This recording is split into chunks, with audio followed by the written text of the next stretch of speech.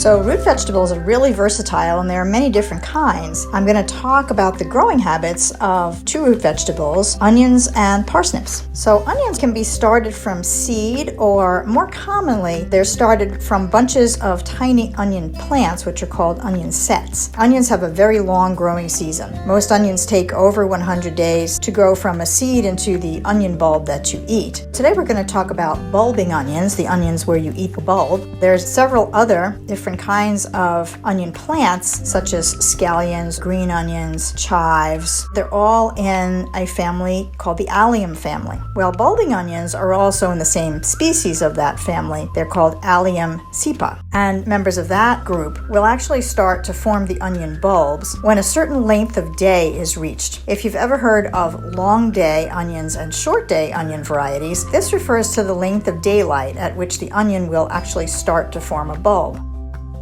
Well, spring onions are usually bulbing onions that are harvested, you guessed it, in the spring, before their bulbs have gotten very big. That's one of the beauties of onions. You can harvest them really anywhere along their way to maturity. You can eat every part of them, from the green tops to the bulbous bottoms. How do you know when onions are mature? That is, when the bulbs have reached their full size. Well, it's when the tops start to fall over and they also start to turn brown. And they're harvested at that point just by pulling them up by their tops. Just like garlic, onion bulbs need to be cured or dried before you can store them. So to dry them, you'd spread them out in a dry, well-ventilated place for 2 to 3 weeks. And then those tops, which will have completely dried up by that point, are cut off and then they're stored. Some onions are known as really good keepers and will keep for 6 months or more. Long day onions that we grow in the north tend to store for longer, and they have a higher sulfur content. When you cut into the onion, if your eyes water, that's the sulfur that's doing that. Another root vegetable that's really yummy to roast, and it's kind of an underrated vegetable, is parsnips. Parsnips actually look like carrots, only paler. They have a flavor that's a little more spicy, like nutmeg or cinnamon. Parsnip tops look more like celery or flat parsley leaves. Well, this makes sense because carrots, celery, parsley, and parsnips are actually all in the same plant family, which is the Umbelliferae. It's no coincidence that the family name sounds like umbrella. The flowers of the plants in this family are shaped like umbrellas. Like many members of this plant family, parsnips are biennials. That means that they will grow back the next spring, the year after they are planted, but they only do that to reproduce, to send up that umbrella-shaped flower. You want to harvest them before they shoot that flower up because the root will then get very woody and inedible. But that said, they are sweeter after a hard frost. So many gardeners will leave them in the ground under a thick layer of straw mulch over the winter, which they can tough out quite nicely. And then they dig them up very early in the spring.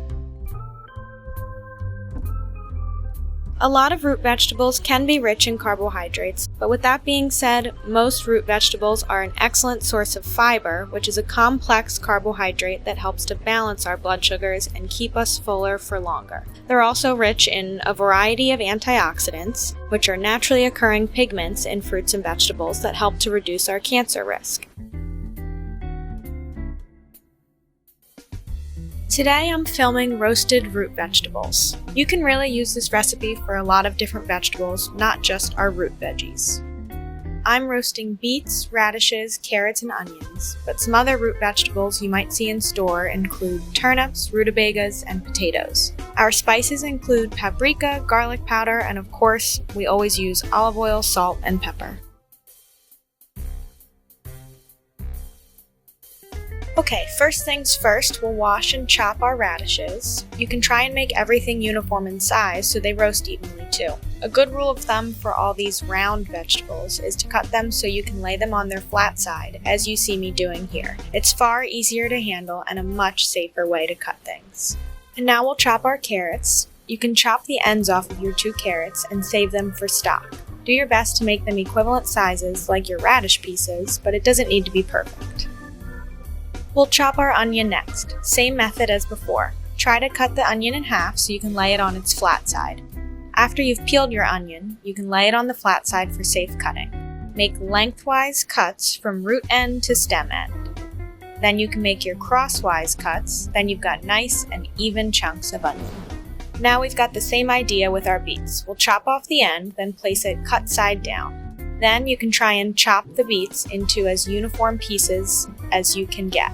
You could peel your beets if you really didn't like the skin on the outside, but I don't really mind the skin. The skin of a vegetable is generally higher in fiber and antioxidants compared to the flesh, so it doesn't hurt to leave it. Plus, one less step for you. Now you can put all your chopped vegetables into one bowl and pour the olive oil over all of them. Don't forget your teaspoon of salt, a teaspoon of paprika, and a teaspoon of garlic powder. And don't forget your black pepper. Now we can pop our sheet pan into the oven, preheated at 375 degrees for about 30 to 40 minutes, or until all the vegetables are tender enough to poke with a fork. And here's our final product. I served my colorful root vegetables with stuffed mushrooms and some steak. Enjoy!